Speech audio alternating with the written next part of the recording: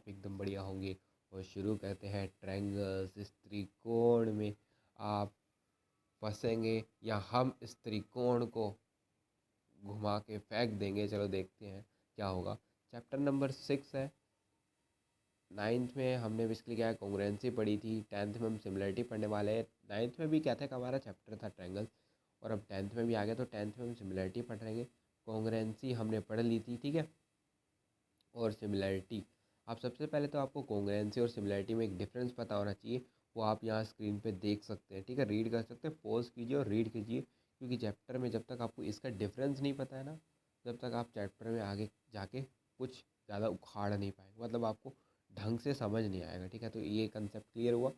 अब देखो सिमिलरिटी ये क्या होता है, वो आपने पीछे देखा। अब देखो सिमिलरिटी ऑफ अ ट्रायंगल, इस चैप्टर में हम ट्रायंगल्स की बात कर रहे हैं, तो ट्रायंगल की सिमिलरिटी के बारे में बात करेंगे। तो अब मान लो हमारे पास कोई दो ट्रायंगल्स हैं, उनको आपको सिमिलर प्रूफ करना है। तो क्या क्या सिमिलरिटी के क्राइटेरियाज होंगे, यानी क्या क्या सिमिलरिटी होने के लिए उनमें क्या क्या खूबियाँ होंगी, वो आप कैसा पता लगाओगे, वो इन थ्योरम से पता लगाएंगे हम, ठीक है। अब यहीं से हम शुरू करते हैं सिमिलरिटी ऑफ ट्रायंगल्स का कंसेप्ट, और थ्योरम नंबर 6.1 पे आते हैं, ठीक है। If a line is drawn parallel to one side of a triangle to intersect the other two sides in distinct point, the two other sides are divided in the same ratio। देखो मैंने आपको यहाँ picture भी show कर दिया, कुछ ऐसा होगा, ठीक है। अगर एक लाइन ड्रॉ की गई है parallel to one side of a triangle to intersect the other two sides, ठीक है, यानी कि अगर एक लाइन हमारी बेसिकली क्या है, पैरेलल हमने ड्रॉ कर दी किसी एक साइड के, किसी भी एक साइड के, तो दो दूसरी जो साइड्स होगी उनको बेसिकली क्या, वो लाइन सेम रेशियो में डिवाइड करेगी, ठीक है। ये चीज़ हमने सीख ली। अब चलते हैं थ्योरम नंबर 6.2।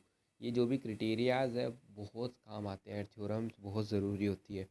अब ये थ्योरम आप किसी भी क्वेश्चन में यूज़ कर सकते हो, ठीक है। ये थ्योरम हमें पता चल गई।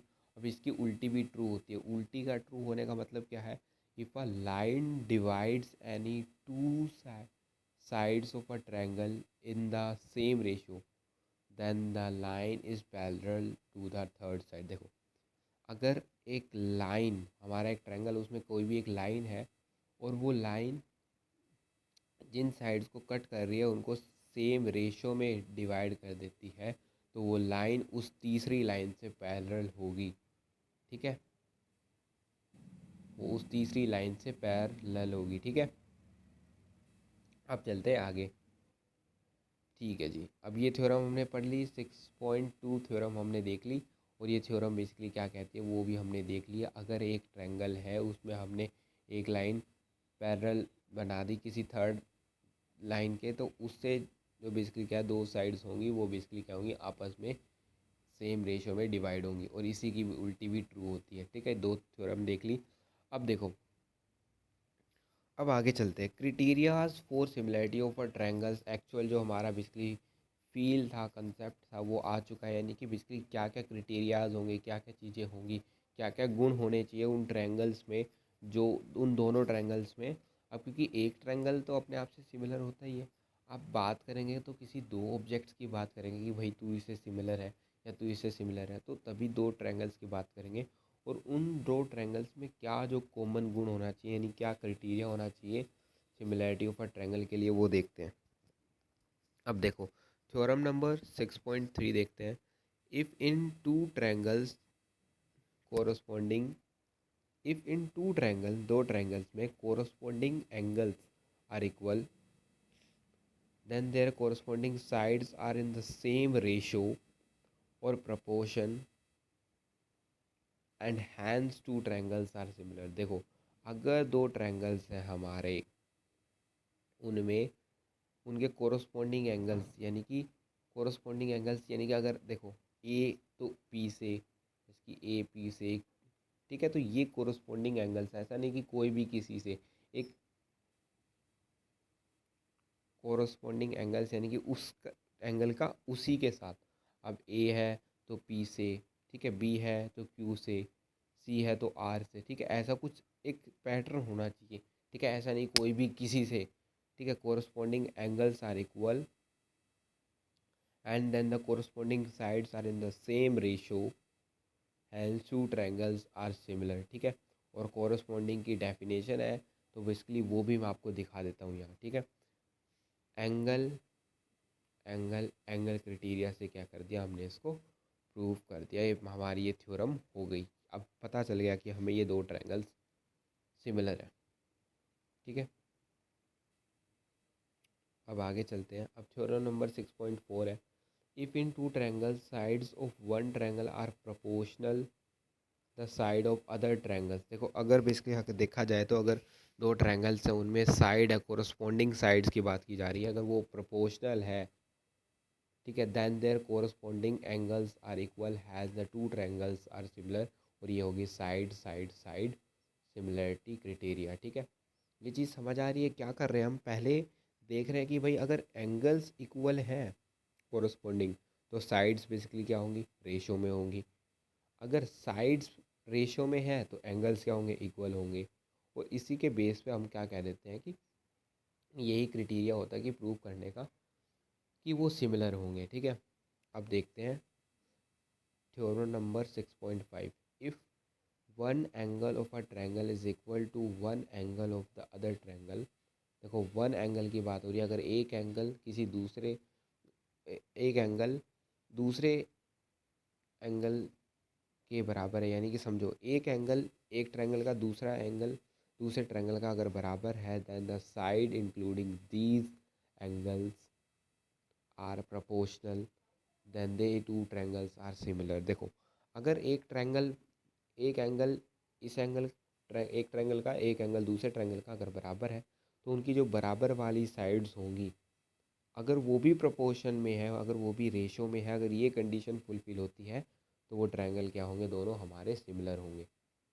आई होप ये चीज़ समझ आई होगी, ठीक है भाई। Side angle side criteria. अब चलते हैं आगे, area of similarity of triangles, ठीक है। अब देखते हैं theorem number 6.1, the ratio of the area of two similar triangles is equal to the square of the sides of the ratio of their corresponding side. अब मैं बता दूं, हमारा जो बेसिकली ये वाला था criteria for similarity of triangles, ये हमारा ख़त्म हो चुका है। अब आ चुका है area of similarity of triangle. अब जिसकी अगर सिमिलर ट्रायंगल्स है तो उनका एरिया किस प्रकार से रिलेटेड होगा, और ये जो थ्योरम है हमारी 2021 में नहीं आने वाली, ठीक है। तो थ्योरम नंबर 6.6 ये क्या कहती है, the ratio of the area of two similar triangles is equal to the square of their ratio of their corresponding side. यानी कि अगर हमारा एक ट्रायंगल है ए बी सी, अब यह क्या होगा, A B by P Q का square is equals to B C by Q R का square, A C by P R का स्क्वायर। इनकी जो कोरस्पॉन्डिंग साइड होगा उनका स्क्वायर वो बेसिकली क्या होगा, एरिया के रेशो के बराबर होगा, area of A B C upon area of P Q R. तो ये थ्योरम भी हमें बहुत हेल्प करती है, और इससे बहुत क्वेश्चन बनते हैं, लेकिन इस साल नहीं बनेंगे क्योंकि है ही नहीं इंक्लूडेड, ठीक है। तो कंसेप्ट हमारा क्लियर है, हमें सारी चीज़ें पता है। अब चलते हैं आगे, बहुत काम आएगी ये थ्योरम, और बहुत काम आएगी यार, क्योंकि ये थ्योरम बेसिकली क्या होती है, पाइथागोरस थ्योरम है, एक चैप्टर में यूज़ नहीं होती है, पूरी मैथ्स में यूज़ होती है। मैथ्स में अगर डीप डाइव करोगे, आगे पढ़ोगे, तो हर जगह आपको ये थ्योरम मिलेगी यार, ठीक है। Theorem number 6.7, if a perpendicular is drawn from the vertex of the right angle of a right triangle to the hypotenuse, then the triangle on the both side of perpendicular are similar to the whole triangle and to each other।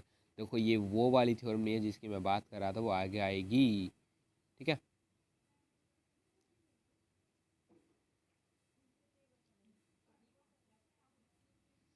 अब पढ़ लेते हैं, if a perpendicular is drawn, मान लो भाई हमारा, basically मैं आपको figure दिखा देता हूँ, फिर समझा देता हूँ। एक right angle triangle, right angle triangle होना चाहिए। अब जो पाइथागोरस की बात कर रहे थे वो आगे आएगी, ठीक है। एक राइट एंगल ट्रायंगल होना चाहिए, उसमें मैं क्या करूँगा, अपना जो बेसिकली राइट एंगल है उसके वर्टेक्स से पर हाइपोटेनियस पे अगर मैं एक परपेंडिकुलर बनाता हूँ, तो अब जो दो पार्ट बन गए हमारे, ये दो ट्रायंगल्स बन गए, ये दोनों आपस में सिमिलर होंगे, और ये जो छोटे छोटे पार्ट है इस बड़े वाले ट्रायंगल से भी क्या होंगे, सिमिलर होंगे। तो ये थ्योरम कहते हैं और बहुत काम आती है, इससे बहुत क्वेश्चन बनते हैं। ठीक है, अब चलते हैं हमारी पाइथागोरस थ्योरम और कन्वर्स पाइथागोरस थ्योरम में। और कन्वर्स पाइथागोरस थ्योरम बेसिकली आने नहीं वाली है, पाइथागोरस थ्योरम लेकिन आएगी। ठीक है, अब देखते हैं पाइथागोरस थ्योरम। पाइथागोरस थ्योरम में बेसिकली हमारी पाइथागोरस थ्योरम आने वाले हैं, लेकिन उसकी जो कन्वर्स है वो नहीं आने वाली। जल्दी जल्दी से इसको करते हैं, मज़ा आएगा। सबसे फेमस और सबको लगभग पता भी होती है, हम बचपन से पढ़ते आ रहे हैं यार इस चीज़ को। ठीक है, in a right triangle the square of the hypotenuse is the equal to the sum of the squares of the other two sides. ठीक है, इन अ ट्रायंगल, ये तो हमारी बेसिकली क्या होगी, पाइथागोरस थ्योरम होगी, यानी कि हाइपोटेनस का स्क्वायर प्लस में इक्वल्स टू बेस का स्क्वायर प्लस में परपेंडिकुलर का स्क्वायर, हमें पता है। ठीक है, ये मैं आपको पिक्चर भी शो कर देता हूँ।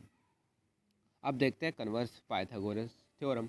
और ये बेसिकली क्या आपके 2021 में ये नहीं आने वाले, लेकिन ज़्यादा कुछ है नहीं यार। अब जो प्रूफ्स हैं यार, प्रूफ्स के ओन बेसिस पे ये हो सकता है कि आप इसको ना करें, लेकिन आपको पता हो कि इसका रिजल्ट क्या है। ठीक है, देखो, in a triangle if the square of one side is equal to the sum of the squares of the other two sides, then the angle opposite to the first side is a right triangle। Simple सी बात है। अगर देखो, अगर मान लो, देखो इसमें क्या था, राइट ट्रायंगल था, इसमें क्या हमारा सिर्फ ट्रायंगल है, क्योंकि राइट ट्रायंगल है तो ये चीज़ वैलिड होगी।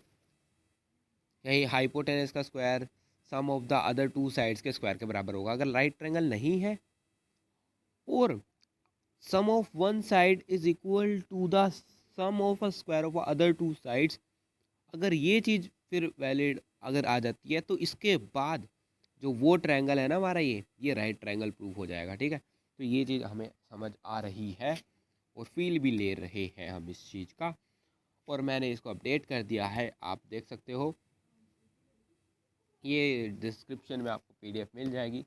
तब तक के लिए चलो बाय बाय। एंड यार, at the end of the day पढ़ाई करते रहे और ऑल द वेरी बेस्ट। पढ़ाई करते रहे। Tata, bye bye. मिलेंगे अगली वीडियो में, अगले लेक्चर में। तब तक के लिए बाय बाय। पढ़ाई करते रहे।